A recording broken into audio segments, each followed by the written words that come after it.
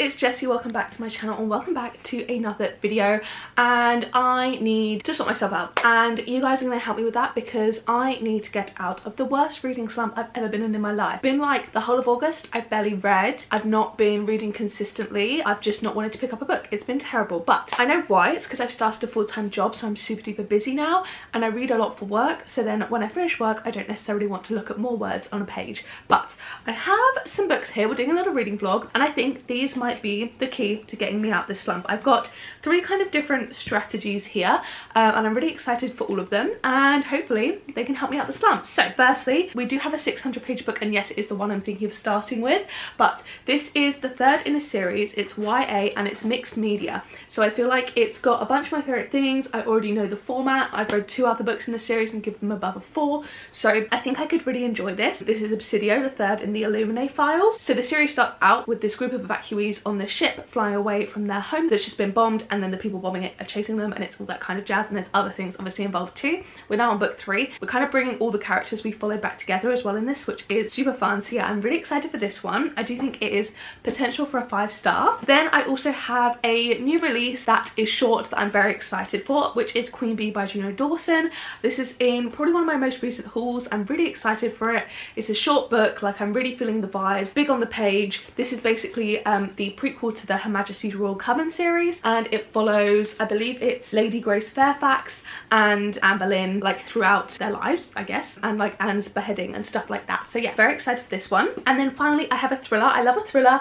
This is What Lies in the Woods by Kate Alice Marshall. Hopefully it keeps me gripped and stuff. This is basically where these girls have been in the woods. One of them has been attempted to be murdered, and they survive, they come out, and I think they're keeping other secrets. Like they basically told a lie back in the day and now they have to discover the truth or something like that. But yeah, those are what we're reading. I hope I can get out of my slump. Wish me luck. Here we go. Let's go. Please hold the applause. I finished a book. I finished a book, guys. Oh, it's only as if like I enjoyed reading or something. Like what? I finished my first book of August. I will say, I will caveat, it was 615 pages. So like she was a long girl, but like some of her pages was like this. So come say come ça, but I have finished a book. I finished a book for the first time in so long. I'm so happy. You guys might actually be getting a reading vlog instead of a bunch of sit down videos. Life is so good. I'm on an upwards trajectory and I'm so happy. And this was a 4.75, which is very, very good, and I'm very, very pleased about. This is obviously the final in the series, as I said, so I'm not going to be speaking all too much on it, but I really would overall recommend this series. I love it. It's a YA sci-fi mixed media series. It's so much fun and I love all of the books. They're really, really excellent. It's like a 5-star overall series for me. This one in particular I enjoyed because we had a little bit more, I guess there's kind of a similar number of plots, but we were in like more different places this time. There was some kind of like planet-based stuff rather than all based on the same spaceship, which was really, really good and really, really fun, and I did enjoy. And yeah, overall I really, really, really enjoyed this. I liked the way this wrapped up the series, and yeah, I don't have too much to say other than that. The only reason this wasn't a full 5 for me, I think a couple of points I felt things very conveniently happened and didn't happen at certain times, and there was a certain aspect of this which I felt was brought in a few times that just kind of like fixed everything quite quickly, if that makes sense. So that was why I won't give it all too much away, but some things were like a little bit like, ah, how convenient, this has happened again and it hasn't happened this other time, and just that type of thing. I won't get all too into it, but it's such a minor thing. I do really love this series. I feel very connected to the characters, and yeah, I had an excellent time. So 4.75. And then I also, guys, technically finished another book as well. I read the e-book, the little digital kind of novella. That was Memento, which is the first, like a prequel little novella to the series, and that was super duper interesting. It kind of follows just before and just after the inciting incident of the first book from a slightly different perspective. Even then I kind of felt attached to the characters in like just the 80 pages, and we're basically following Aiden, the artificial intelligence in the series, and kind of its earlier days and creation, and maybe why it behaves in certain ways and doesn't behave in other ways throughout the rest of the books. And yeah, it's very, very interesting, so I gave that one a 4 and I enjoyed it very much. And I also think I'm going to try and continue on with my little stream of like actually reading, because I sat down and pretty much finished what, 240 or so pages of this one in one sitting, effectively, with like only tiny little breaks, and then went straight onto the Memento novella. So I think I'm going to carry on the trajectory hopefully, and I'm going to start reading Queen Bee by Juno Dawson. This is a short one, only 160 or so pages. pages, and the text is like huge on the page. I don't want to give spoilers, but it's absolutely massive, and also every now and again there are some pictures and stuff. So yeah, I am very much looking forward to this. Hopefully I can finish it today, maybe, if it's any good. And yeah, just really excited. So let's go. Hello, I'm editing this video, and in the next clip I'm doing my makeup, and I don't think I quite realised some of the terrible faces and like trust the process nature that me doing my makeup entails. So if you see like a little picture of my cat covering my face at any point, like, just bear with, because it's better you see that than me looking the way I did. When I'm talking at some of these points, I'm looking at this and I'm like, girl, like, be presentable on the internet, please. Ignore. Just ignore. It's fine. Good morning. Oh my god, I look so crazy because I'm halfway through my makeup. But I thought I owed you an update. We're a little bit overdue an update. I've got a lot to chat about and I've got a lot to do today. So I thought I might as well do two birds one stone and chat to you whilst I get ready. So I have been doing a lot of reading since we last spoke, and I decided not to give you an update halfway through Queen Bee just because it is so short, but that does mean I have now finished Queen Bee and I'm also halfway through What Lies in the Woods, and yeah, that's just kind of how it's going. I'm doing like a trying to read 5,000 pages in 2 weeks challenge on like short form, so I have been doing like quite a lot of reading, audiobooking and stuff, but I'm making lots of progress. I'll put this here because that's what we're talking about first. Queen Bee by Juno Dawson. I love this.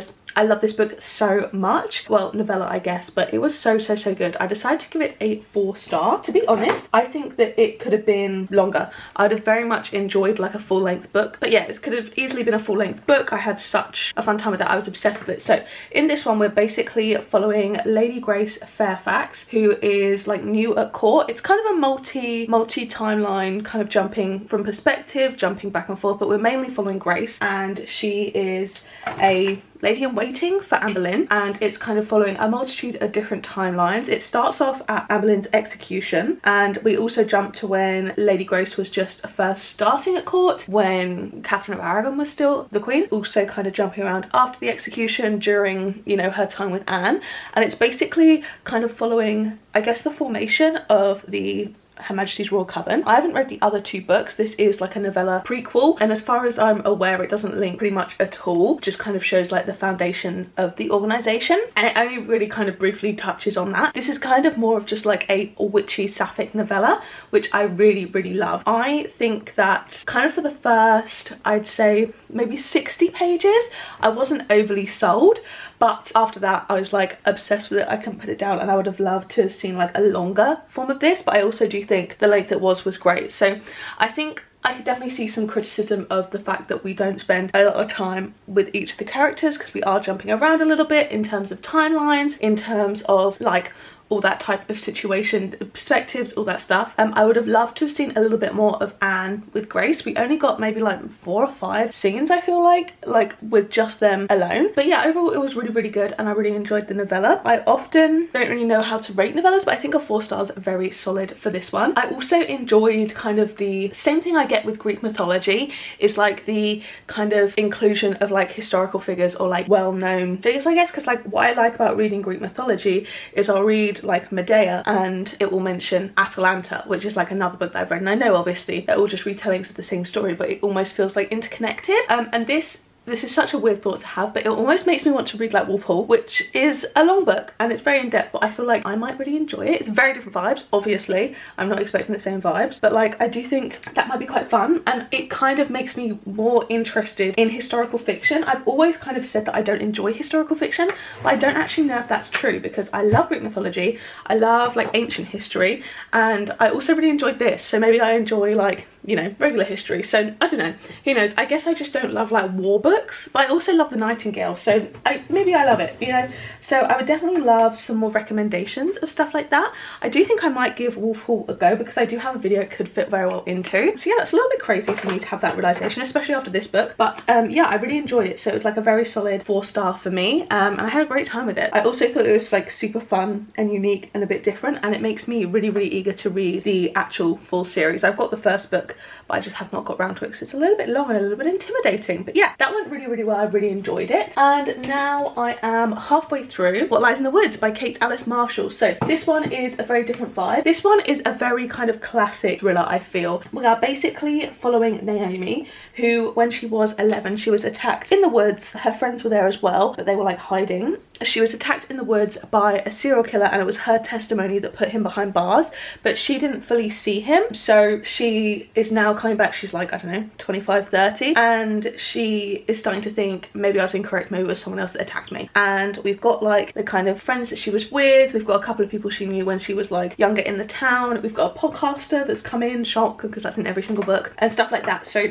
it's kind of very much a classic modern thriller. You're following like a woman, she's not getting believed by the police, etc, etc. There's kind of like a multitude of mysteries here, and I am enjoying it. I do think this is feeling, and I don't know whether this is because the audiobook narrators are the same. I don't really know whether I had this thought before I listened to a little bit of on audio, but it's reading a lot like a flicker in the dark to me for some reason, and I feel like this is very indicative of like a lot of kind of modern female protagonist thrillers. I don't know, it's just feeling a little bit like something I have read before. And for me, I feel like we struggle a little bit because there's not a lot of characters that I'm suspicious of, because there's such a small cast. Like, I guess we could be including outside characters, but for something to be a good twist, it's like there's maybe 2 or 3 characters that I feel like it would be impactful to the main character for it to be, if that makes sense, if it's not the serial killer and she was like incorrect. There's also another little thing that I think is so obvious and about to be revealed. I don't want to give too much away, but it is just kind of following almost a similar vibe to Flicker in the Dark,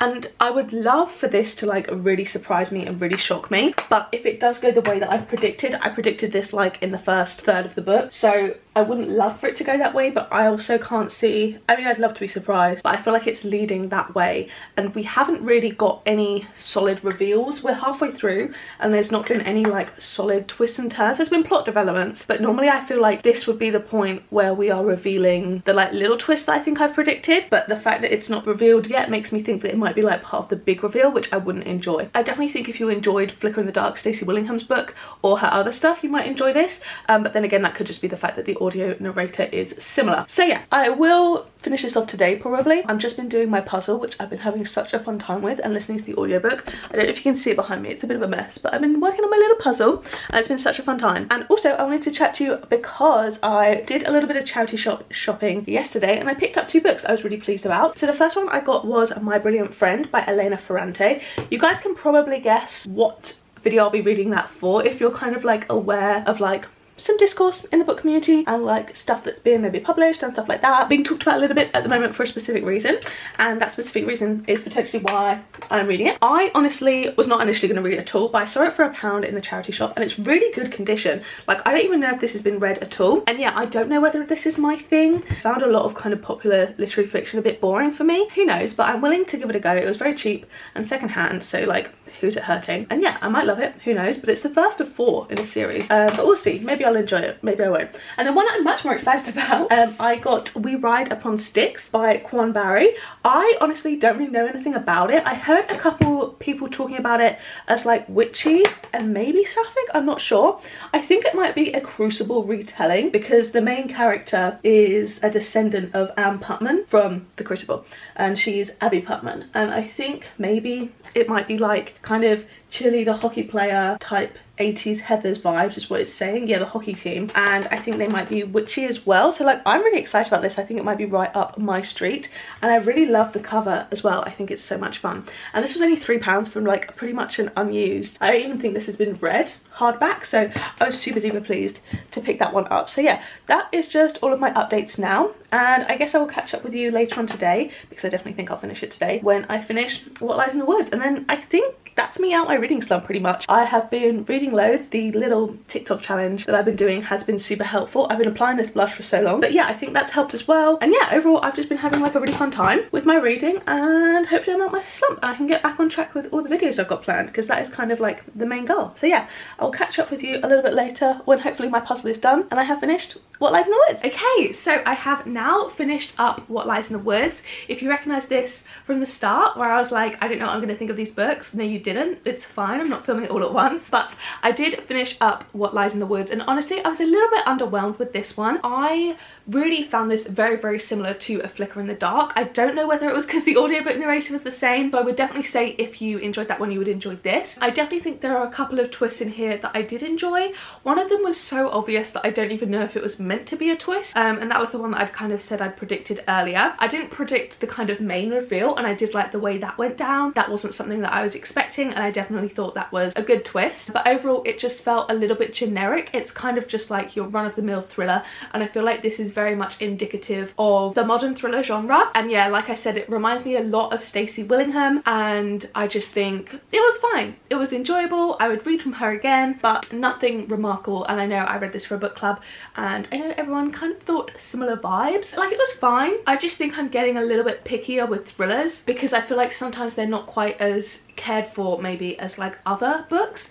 Like, I know a lot of thriller authors release one a year, and I feel like they're just kind of almost following a template, whereas I'd much rather feel connected to a story, connected to the characters, and people take a little bit longer with them. Because I know a lot of people say, oh, you just need the twist, you don't need to connect to the characters, but I would really like that in a thriller, and I definitely think you can do that in a thriller, so I'd like to see more of that. And yeah, this was fine, just like middle of the road, 3.5 for me. And then to recap, we read Obsidio, which I absolutely adored, 4.75, and then Queen Bee by Juno Dawson was a 4. And am I out of my reading slump? Yes, absolutely I am, but that is mainly due to me doing a short form little 5,000 pages in 2 weeks challenge, which I'm not sure if I'm going to be able to manage, but I've been trying to read a lot for that. I've also become addicted to doing puzzles and listening to audiobooks whilst I do my puzzles, so that has also helped me get through a lot of books. But I'm definitely getting into more of a routine with my reading. I'm definitely finding time for it, and I'm definitely finding myself wanting to do it a lot more. So I definitely think I have gotten out my reading slump, which I'm so happy about because you guys know I love reading. It's like my favorite hobby ever, and I missed it a lot. So yeah, this was a super successful video in my opinion. I really hope you guys did enjoy. If you did, don't forget to give it a like down below, hit subscribe and turn on the bell to join a little club, and make sure you turn on all notifications, then you'll be notified every single time I post a new video. And if you want to watch one of my other videos, there'll be 2 on the screen now to pick from, as well as a linked up in the cards from earlier. So yeah, thank you guys so much for watching, and I'll see you in the next one. Bye bye.